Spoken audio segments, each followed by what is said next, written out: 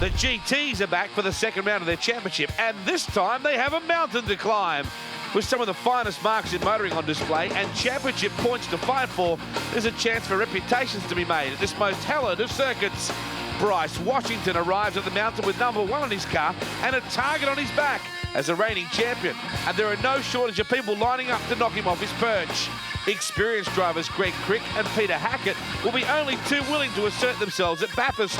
Crick salivating at the opportunity to stamp his mark on the 06 championship.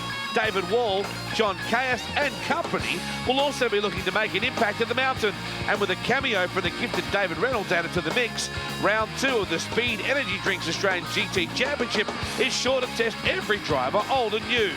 We caught up with some of the drivers who'll be taking on the circuit starting today with the debutantes.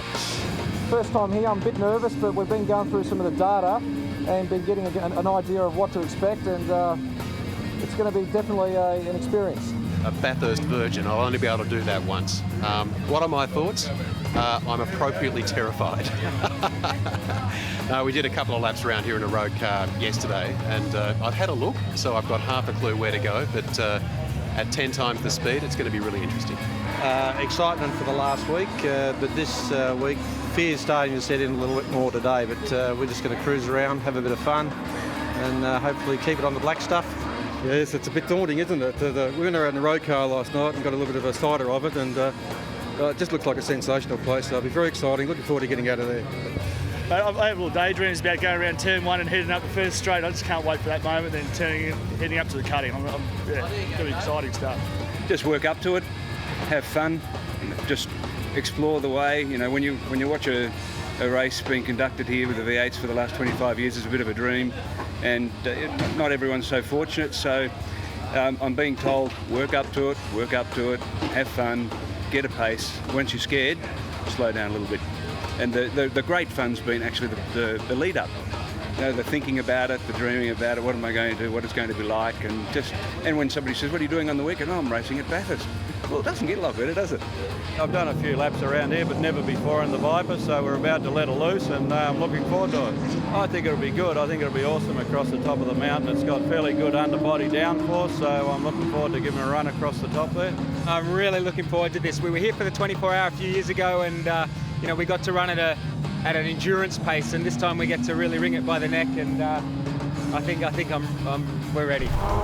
First up, glory at the mountain loom as the field got underway for race 1 of the championship's second round. Greg Crick's Chrysler Viper making the best start from pole position as he led into turn 1, ahead of the battling Porsche pair of Bryce Washington and David Reynolds, who are disputing second place. Viper driver Darcy Russell began his recovery from misfortune in qualifying, working his way through the field in impressive fashion, while Neil Bryson's Ferrari wasn't so fortunate, retiring to pit lane. The returning Lamborghini of Peter Hackett pushed hard to close the gap to the race leaders, passing the Porsches of Max Twigg and Anthony Skinner in close succession.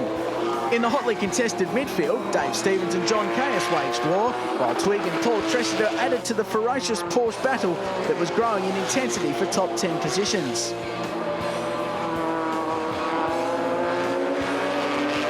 Following his earlier battle with Caius, Stevens struck dramas at the top of the mountain before managing to restart his borrowed GT3 and return safely to pit lane. Out in front, though, it was leader David Reynolds who asserted his position at the top of the leaderboard. Paul Tressida had an off at the chase and was another driver to add his name to the mounting non-finishers list. After biding his time early in the event, Greg Crick began to push mid-race, making his first decisive move towards the front when he shot past Bryce Washington, heading up Mountain Straight, moving into second place in the process. The biggest crash of the entire Easter long weekend came when the Lotus Elise, driven by Peter Lucas, had a major crash at the top of the mountain.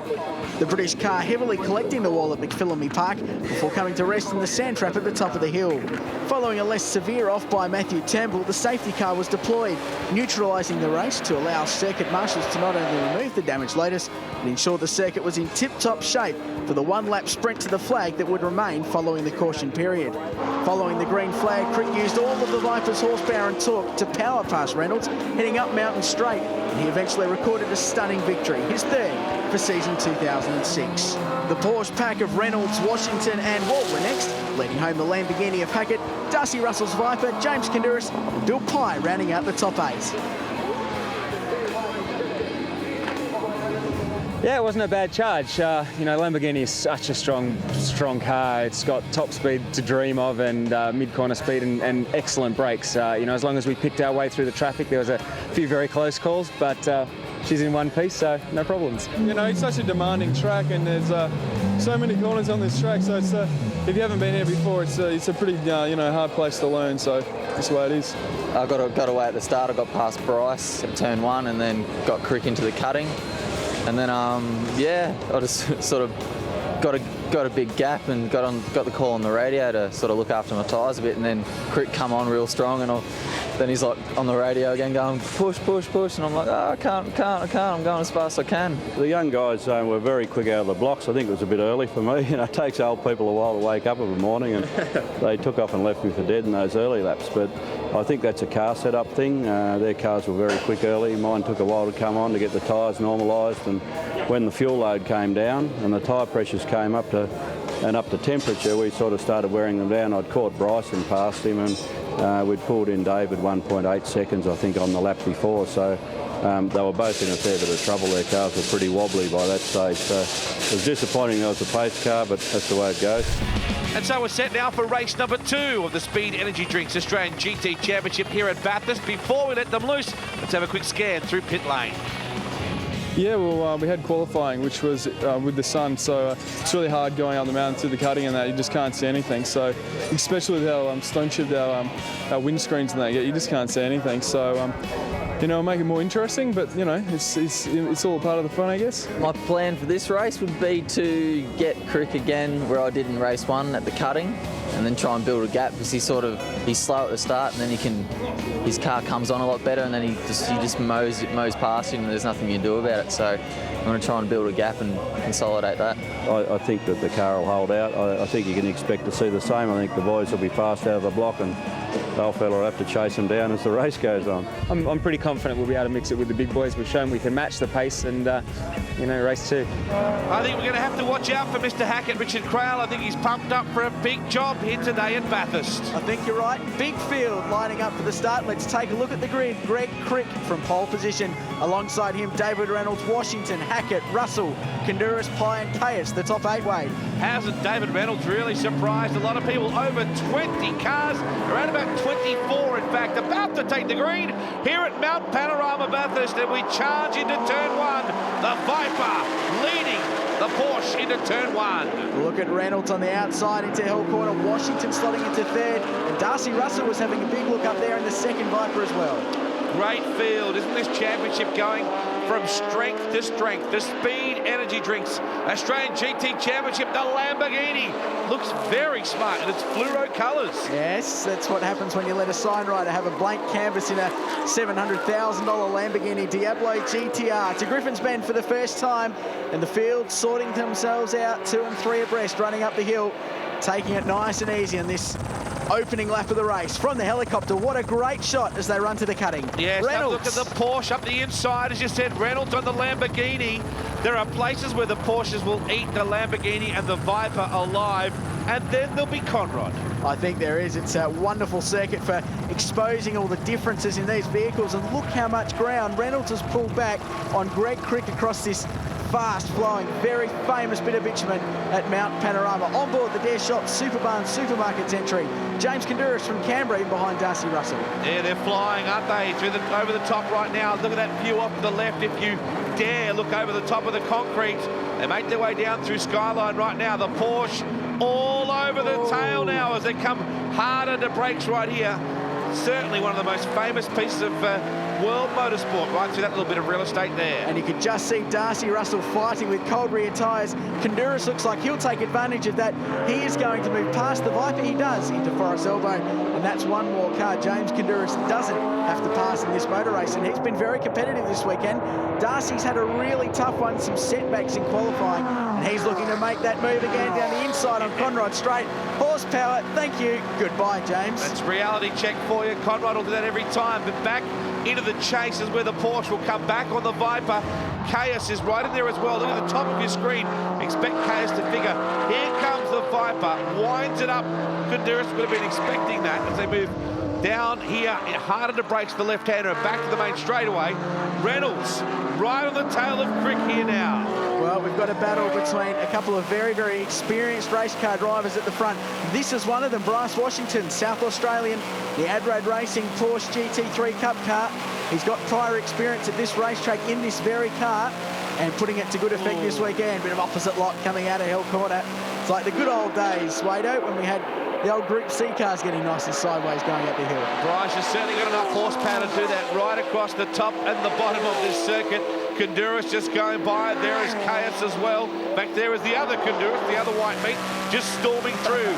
We're on board with Lily, the Koala Furniture International Porsche, as they storm up the straightaway here. Huge field, 24 cars. It's looking good for a massive year for the Speed Energy Drinks Australian GT Championship. Which cars are coming out of the woodwork? They certainly are. In fact, we've got some dramas in front. That looks like Skinner in the GT3 Cup car. He's had an off at Griffin's Bend. Looked like he was able to keep it off the wall.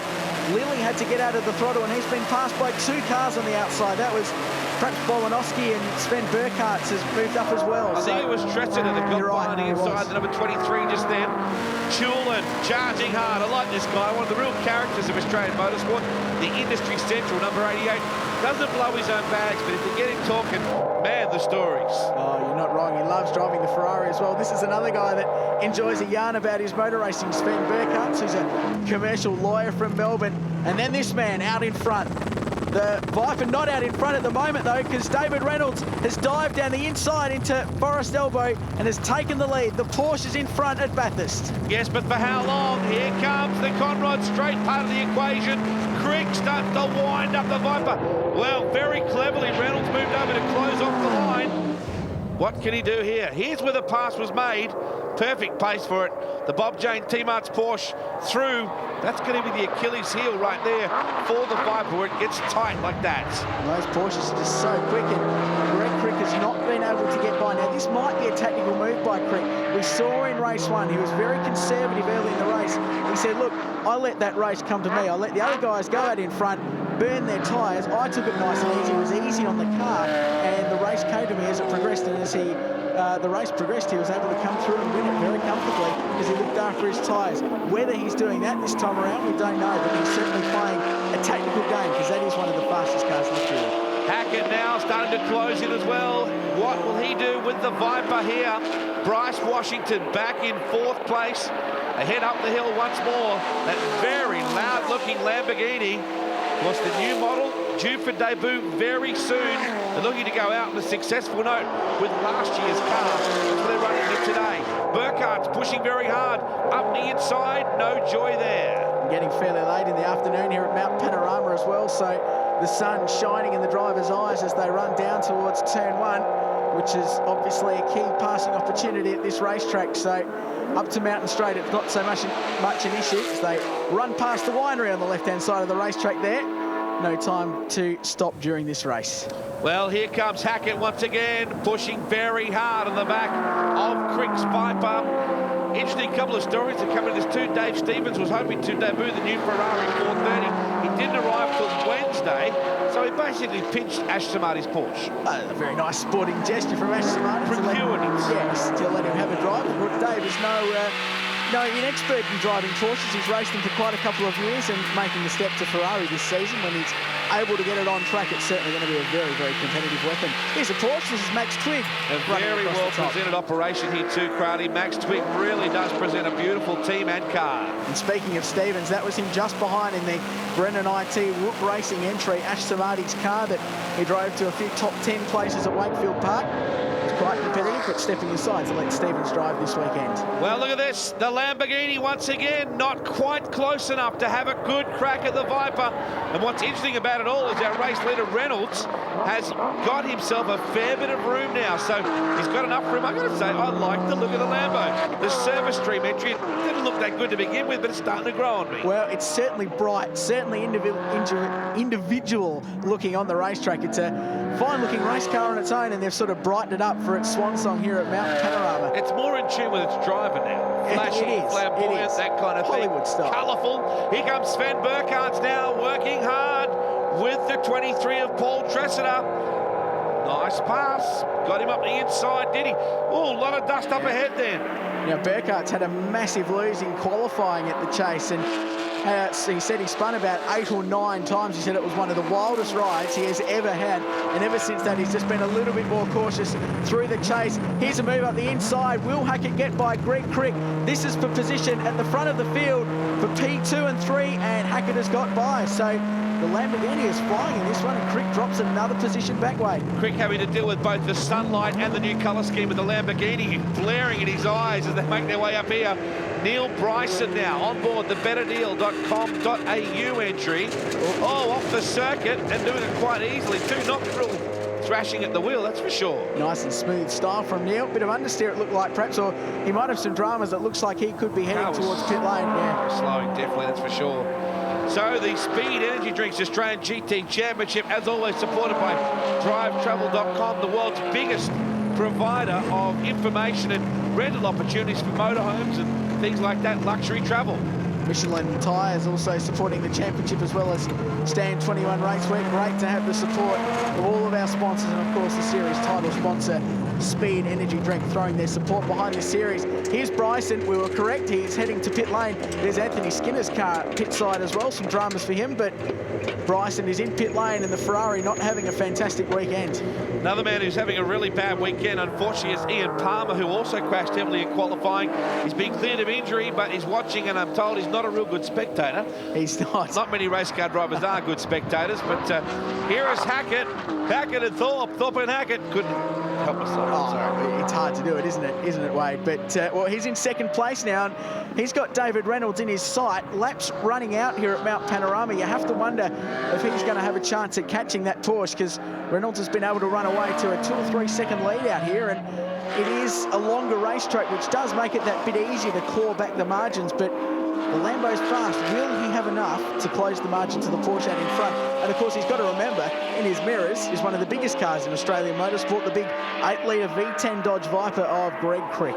Great to have Indonesian oil baron too, and Maher El Gadri back in the field, and I'm told doing the remainder of the championship as well. Maher, a real character. He's driving the ex-Jim Richards GT3 Cup car. As usual, he's not doing a bad job with the equipment. We're on board with Johnny Chulin. Let's tune into this magnificent sounding Ferrari. Wonderful noise from the 360 Challenge. This could be, possibly, one of its last race meetings in the Queenslander's hands. He's also got a Ferrari F430 on order and waiting to make the Australian debut of that car with great anticipation. Should be a weapon. On board with Matthew Campbell, the Promart entry, another one of the Porsches. Fantastically close battle between all these drivers in the midfield here at Mount Panorama, Bathurst. Some wonderfully close and competitive times. And at such a long racetrack, we've seen positions like between P15 and P20 separated by just a few tenths of a second. Shows how competitive and how much depth there is in this field at the moment. Look at the Viper giving us a great shot. Let me tell you, there's a DVD screen inside their car at the front. It's giving us magnificent pictures of the front of a Viper as well. Here's your race leader. He is braining them at the moment. This is the battle for second place. Word coming through that Skinner, it was radiator issues. He is not going to come back out here for this one. But Johnny Caius experiencing some trouble at the moment as well. Dramas for Caius. This is that 45 entry. That is Bolanowski coming on to the start-finish straight here at Mount Panorama, Bathurst. Back on board with Turnbull. Now have a look at the dashboard there. You can see the speedo in this car touching 175 kilometres an hour across the top. There it is, 176 Ks on the run towards Skyline. That is an awesome ride. Yeah, absolutely. Imagine what it's doing down Conrod. That'd be impressive as well. Brake lights coming on just momentarily. Was that...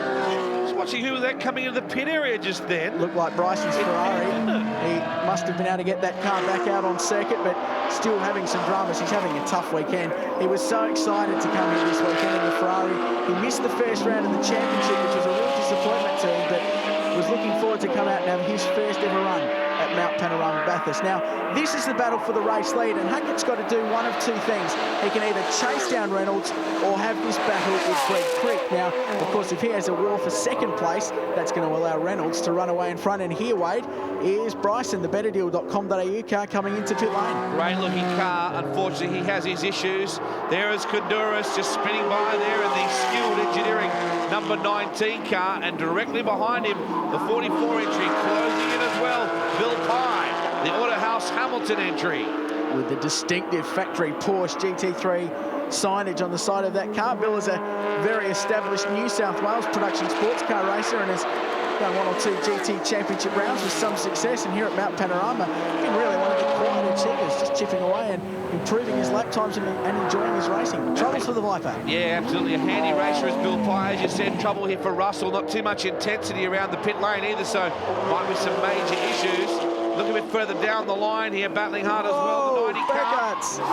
And Max Twig tagged the rear of Burkhart's car going down into Hill Corner. You can understand why it got that name all those years ago. And Burkhart's at the escape road. He rejoins the racetrack behind Ross Lilly. So Burkhart's has lost a couple of positions. Yeah, it's good to see there's so much runoff area, though. It is very forgiving. Look at the guys, only momentarily off the gas. The only reason you know that is you see a lick of flame just come out of the exhaust, and look at the closing speed now. Wait, that was for position. That was for the lead of the motor race. The Lamborghini is in front. Now, this is a replay of the Twig and Burkhart's incident down into turn one, but out in front, the Lamborghini has been able to get by. Look at the flame coming out the back. How good are these shots? That is the replay from the other angle. This is, unfortunately, well, that was Burkhardt spinning off. Twig certainly got the better of all that, but like you said, the Lambos come from nowhere. One lap to go at Mount Panorama Bathurst, and Peter Hackett, who finished second in the championship last year, is looking like taking his first race victory of the season. Straight line speed from Greg Crick. He's come from nowhere and shoots round the outside of David Reynolds. Well, what has happened to Reynolds? He had them absolutely covered. Now he's gone back to third. This is just sheer horsepower right here.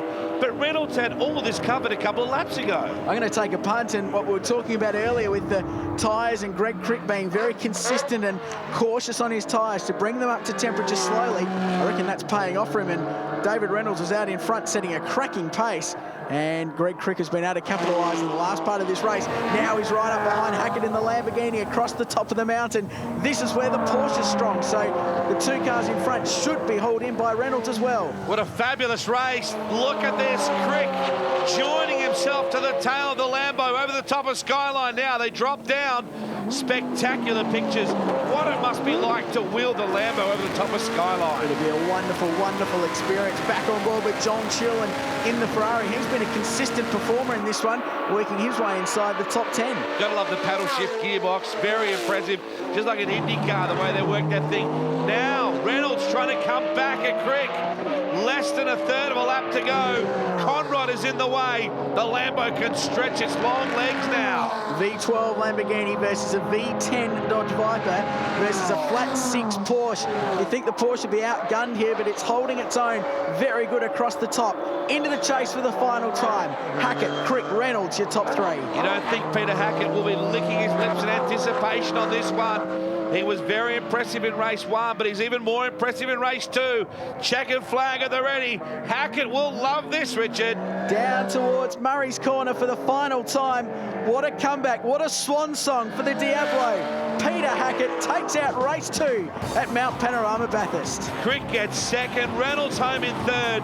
Bryce Washington fourth. Back to Honduras, Pye, Chulin and Stevens. Hackett, he certainly can.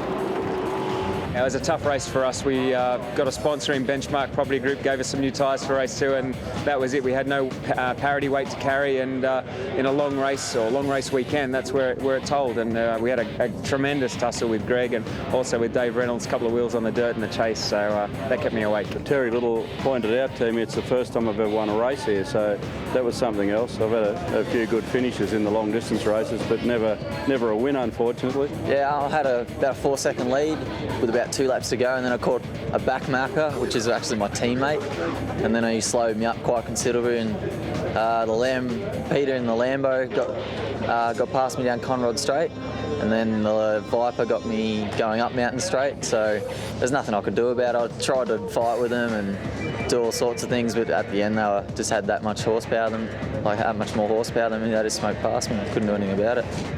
And so let's take a look at your points after round 2. Greg Crick is your leader over Washington, Konduras, Alan Simonson, James Konduras, Johnny Chill and Matty Turnbull, and John Caius rounding out the 8.